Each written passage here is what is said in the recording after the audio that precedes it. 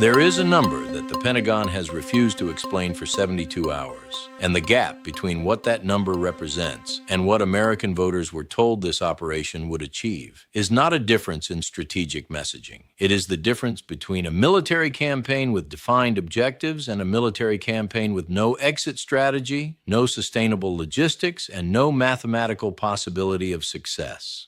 The number is 500. That is the total inventory of interceptor missiles currently available to American forces across every naval asset and ground installation in the Persian Gulf theater as of Sunday evening, according to 3 separate defense logistics assessments. Compare that to 10,000. That is the documented minimum stockpile of drones and precision-guided missiles in Iran's arsenal that survived the first 72 hours of bombardment. 500 interceptors versus 10,000 projectiles. That is not a tactical imbalance that can be solved with superior technology or better training. That is a mathematical equation that ends one way and one way only. American defensive systems run dry, and Iranian offensive capacity continues operating. Let that sink in, because every strategic decision made in Washington over the next 96 hours depends on whether anyone in the chain of command is willing to admit that the numbers do not work. Stay with me, because what I am about to show you is not a critique of any particular administration or political ideology. It is an analysis of what happens when a military operation is launched without a defined end state against an adversary whose defensive and offensive infrastructure was specifically designed to counter exactly the kind of air campaign the United States is now conducting. The source documents for this analysis come from logistics reports, fuel consumption data, shipping insurance premiums, and the one metric that never lies in any conflict: the price of oil. Brent crude hit $128 per barrel at 3:17 a.m. Eastern Time on Monday morning. That is the price the global market assigned to the strategic reality of what is happening in the Persian Gulf right now. And it is not the price of a short, decisive American victory. It is the price of a drawn-out conflict where the world's most critical energy choke point remains either partially or fully closed for an indefinite period. Japan's energy imports dropped 64% in the past 72 hours. South Korea's liquefied natural gas tankers have rerouted around the Cape of Good Hope, adding 14 days to every voyage. This is day 3. The global economy is pricing in the collapse of the energy architecture that has sustained industrialized civilization since 1973. American military planners built this operation on 3 assumptions, and every single one of them has already failed. Assumption 1, a massive air campaign would degrade Iranian offensive capacity within 96 hours. Assumption 2, the Iranian population would respond by celebrating rather than mobilizing. Assumption 3, regional allies would provide basing and logistical support throughout operations. None of those assumptions survived contact with reality. Iran's retaliatory strikes have expanded every 24 hours since the operation began. Iranian citizens poured into the streets by the millions, demanding revenge, not regime change. And Saudi Arabia, the UAE, Qatar, Kuwait, and Bahrain are now conducting emergency consultations about how to survive a conflict they were never consulted about and cannot afford to sustain. The United States military has struck more than 10,000 targets across Iran in 4 days of operations. That is more targets than were struck in the first month of Desert Storm, more than the entire NATO bombing campaign against Yugoslavia, more than the first year against ISIS combined, and yet Iran's ballistic missile launch capacity remains operational. Iran's drone production facilities continue manufacturing replacements faster than American airstrikes can destroy them. Iran's command and control networks adapted within 48 hours by decentralizing communications and relocating to hardened underground facilities that cannot be reached by conventional munitions. This is what happens when you bomb a country that has spent 4 decades preparing for exactly this scenario.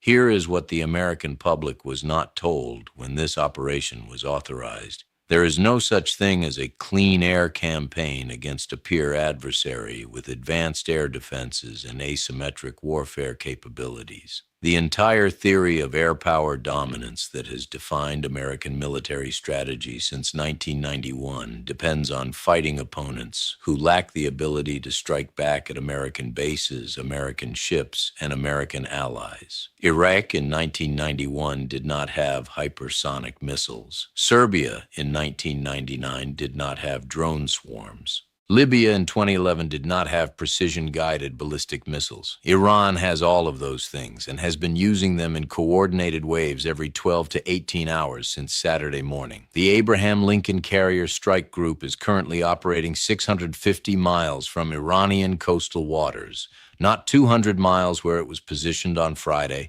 not 400 miles on Saturday evening, 650 miles. That is not a tactical adjustment. That is a retreat.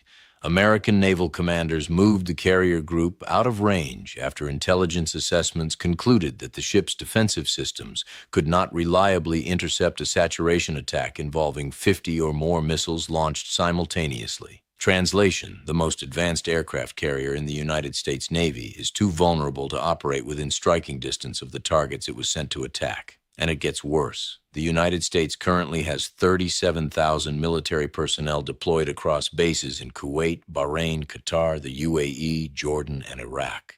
Every single one of those installations has been struck by Iranian missiles or drones in the past 72 hours. The official casualty count released by Central Command is 19 dead and 87 wounded.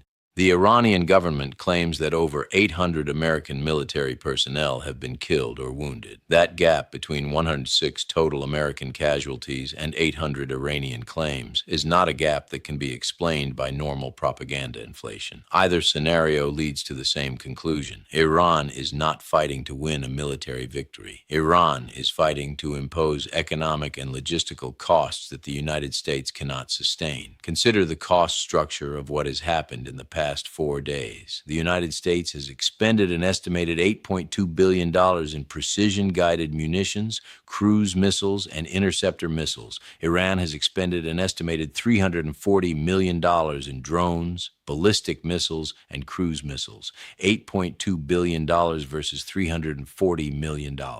That is a 24-to-1 cost ratio in Iran's favor. And that ratio gets worse every day the operation continues, because American munitions stockpiles are finite, and Iranian production capacity is distributed across underground facilities that cannot be destroyed from the air.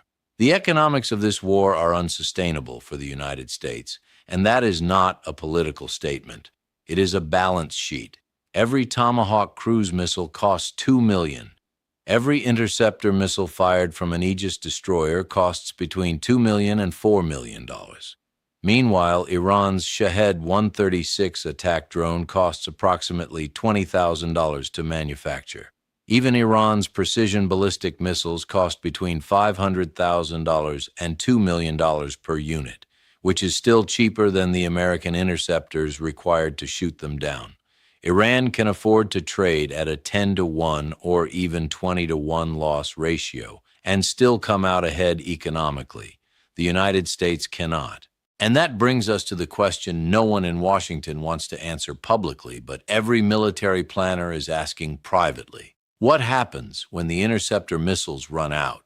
American bases in the Gulf rely on layered air defense systems. Those systems are extraordinarily effective against limited attacks. They were never designed to operate under sustained bombardment from an adversary capable of launching 200 to 300 projectiles per day indefinitely. Current interceptor consumption rates suggest American missile defense stockpiles in the theater will be depleted within 10 to 14 days if Iranian attack volumes continue at current levels.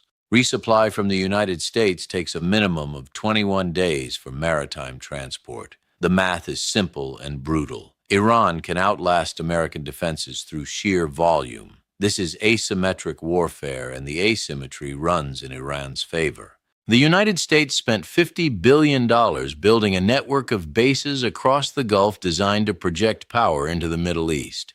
Iran spent 4 decades building a distributed network specifically designed to turn those American bases into strategic liabilities. Every American soldier stationed at Al-Udeid or Camp Arif Yan is now a hostage to Iran's missile inventory. Every American ship operating within 200 miles of Iranian territory is a target that requires constant protection from assets that are being consumed faster than they can be replaced. Regional allies are reading the same data and drawing the same conclusions. Saudi Arabia has not publicly condemned Iranian retaliatory strikes despite having 4 of its own facilities damaged. The UAE has quietly suspended all joint military exercises with American forces. Qatar informed American commanders Sunday that continued use of Al Udeid Air Base for strike missions is under review. These are not the actions of governments confident in American military dominance. These are the actions of governments calculating that their security partnership with the United States has become a strategic liability. Japan and South Korea are facing energy catastrophe within 30 days if Persian Gulf shipping remains disrupted. Both countries import over 80% of their energy from the Gulf and maintain strategic petroleum reserves designed to last 90 days. This is day 4. South Korea convened an emergency cabinet meeting Sunday night to discuss energy rationing. Japan's industrial sector is already implementing production cuts. If the Strait of Hormuz remains closed through the end of March, both countries will face choices between industrial shutdowns or emergency fuel imports at prices that will devastate their economies. Now consider what this means for global inflation. Brent crude at $128 per barrel translates to gasoline prices in the United States hitting $5.0 per gallon nationally within 2 weeks. Diesel fuel will exceed $6 per gallon. That means higher costs for food transportation, goods transportation, and every product that relies on petroleum-based inputs, which is nearly everything in a modern economy. The Federal Reserve spent 2 years bringing inflation down from 9% to 3%. A sustained oil shock of this magnitude will push inflation back above 6% within 60 days, and there is nothing monetary policy can do to stop it, because this is supply-side inflation, driven by energy scarcity, not demand-side inflation. Wall Street is pricing in economic recession, not geopolitical uncertainty. The S&P 500 dropped 4.2% in overnight futures trading. The Dow Jones fell 680 points. Gold surged to $2,340 per ounce as investors fled equities for safe havens. These are the market movements of institutional investors repositioning for a drawn-out crisis with no clear resolution timeline. The probability of this conflict de-escalating within 30 days is below 15%. The probability of escalation into wider regional war is above 60%. The probability of economic spillover triggering global recession is above 70%. So where does this leave American strategy? Trapped between 2 equally unacceptable options. Option 1, continue the air campaign until Iranian offensive capacity is degraded to manageable levels. The problem is that current strike rates are not degrading Iranian capacity faster than Iran can regenerate it. Destroying a drone factory does not matter if Iran has 50 more factories distributed underground. Destroying a missile launcher does not matter if Iran has 2,000 more launchers dispersed across mountain valleys. The United States can keep bombing indefinitely, and Iran can keep launching indefinitely. That is not a strategy. That is a war of attrition, and wars of attrition are won by the side that can sustain losses longer, not the side with better technology. Option 2, negotiate a ceasefire and accept an outcome that does not include full Iranian disarmament or regime change. The problem is that it requires admitting the operation failed. It requires accepting that Iran's nuclear program remains intact, Iran's missile program remains intact, and Iran's regional proxy networks remain intact. It requires explaining to American voters why 19 soldiers died, why $8 billion in munitions was expended, and why gasoline costs $5 per gallon if none of the strategic goals were accomplished. And that is why the most dangerous phase of this crisis is just beginning. The phase where military options have failed, diplomatic options are unacceptable, and the only remaining variable is how much additional escalation occurs before reality forces a policy change. This is where catastrophic miscalculation happens. This is where a regional conflict becomes a global crisis. Stay with me, because the question being asked in Beijing and Moscow right now is not whether the United States will win or lose in Iran. The question is what the collapse of American military credibility means for the global balance of power. Russia is watching American interceptor stockpiles drain and calculating how that changes the equation in Ukraine. China is watching American carrier groups retreat and calculating how that changes the equation in the Taiwan Strait.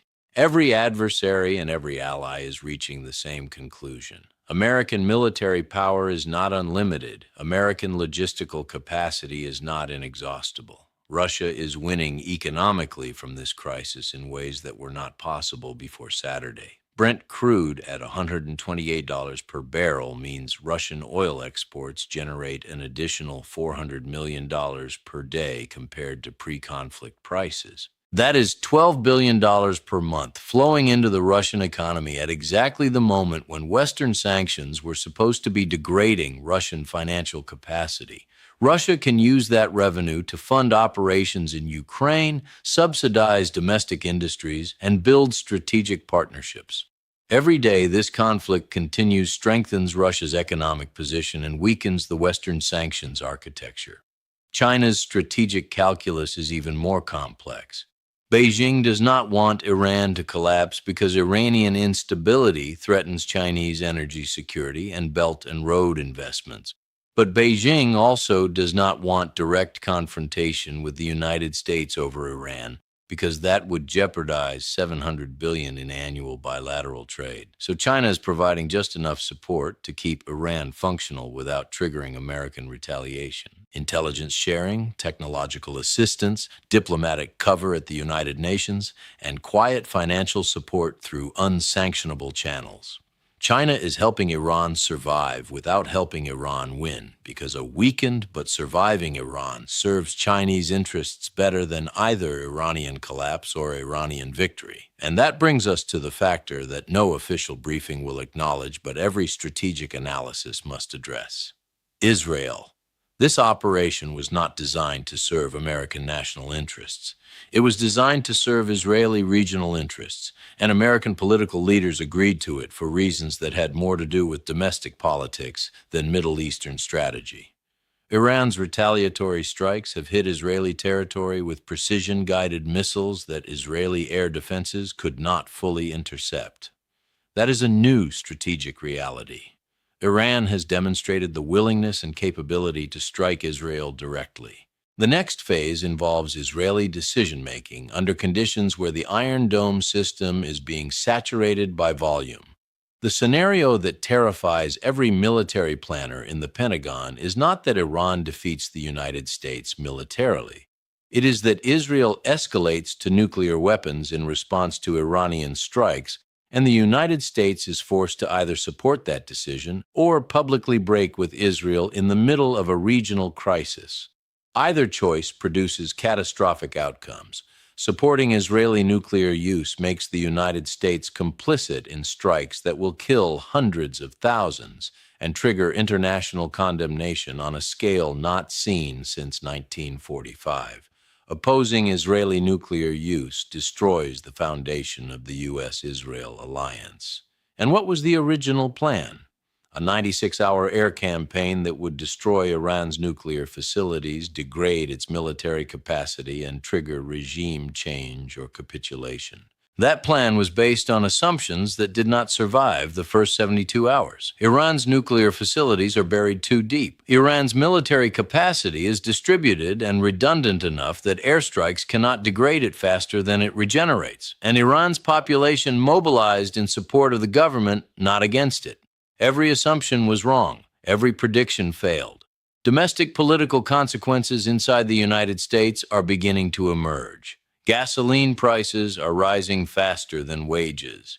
Casualty reports contradict earlier claims of minimal losses. Regional allies are distancing themselves. Financial markets are pricing in recession. And opposition leaders are asking the same question. What is the end game? What are we trying to accomplish? When does this end? Those questions do not have answers, because the operation was launched without clear strategic objectives beyond destroying Iranian capability. Destroying capability is not an end state, it is a tactic. Now consider three possible scenarios for where this situation goes from here. Scenario 1, stabilization. American airstrikes degrade enough Iranian capability that retaliation decreases to manageable levels.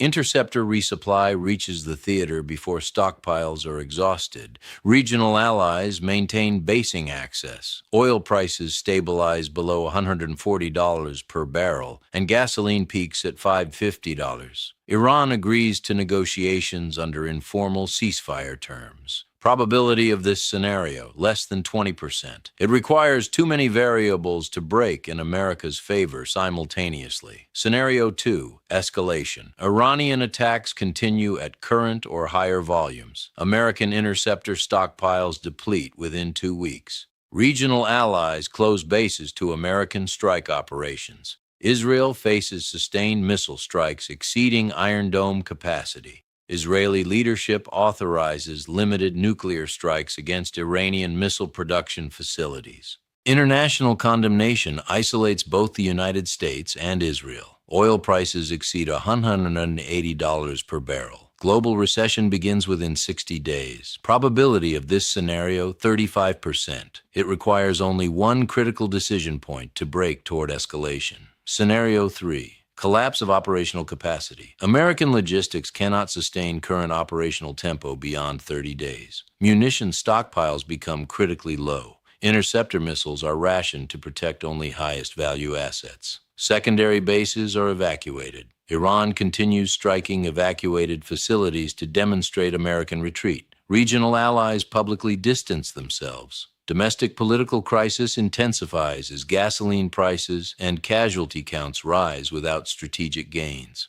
Emergency negotiations produce a ceasefire that leaves all major Iranian capabilities intact. Probability of this scenario, 45%. It requires only the current trends continue without dramatic escalation or sudden diplomatic breakthrough. None of those scenarios end with the outcome the operation was designed to achieve. None include Iranian disarmament, regime change, or permanent degradation of Iranian military capacity. All include significant economic damage, diplomatic isolation, and strategic embarrassment. The difference is only the scale of catastrophe and whether it remains regional or becomes global. So what is the most frightening part of this analysis? It is not the military calculations, the economic projections, or the geopolitical realignments. It is the fact that every single element of this disaster was predictable before the first bomb fell. Every military planner who analyzed this operation knew that air campaigns do not produce regime change. Every economist who modeled the energy impact knew that Persian Gulf disruption would trigger global recession. Every intelligence analyst who reviewed Iranian defensive preparations knew that Iran had built exactly the kind of distributed, resilient infrastructure that cannot be destroyed from the air. All of that information was available. All of it was briefed. And the operation was authorized anyway. That tells you something more important than any tactical assessment. It tells you that the decision-making process was not driven by military analysis, economic calculation, or strategic planning. It was driven by political imperatives that prioritized short-term messaging over long-term consequences. And now the consequences are arriving faster than the messaging can keep up. Gasoline prices, casualty counts, and market reactions do not respond to press releases. They respond to reality. And the reality is that the United States launched a military operation with no sustainable logistics, no defined end state, and no mathematical possibility of success against an adversary that has been preparing for this exact scenario since 1979. Share this video to every contact you have right now, because what happens in the next 72 hours will determine whether this crisis stabilizes into a manageable stalemate or escalates into something far worse. The interceptor count is 500. The Iranian drone and missile inventory is 10,000. Brent crude is at $128. American casualties are at 19 confirmed. Gasoline is heading toward $5.0 per gallon. And no one in Washington has explained what the strategic objective is or how this ends without either catastrophic escalation or humiliating retreat. The mathematics do not lie, the balance sheets do not lie, and the market is already pricing in the outcome that no official briefing is willing to admit.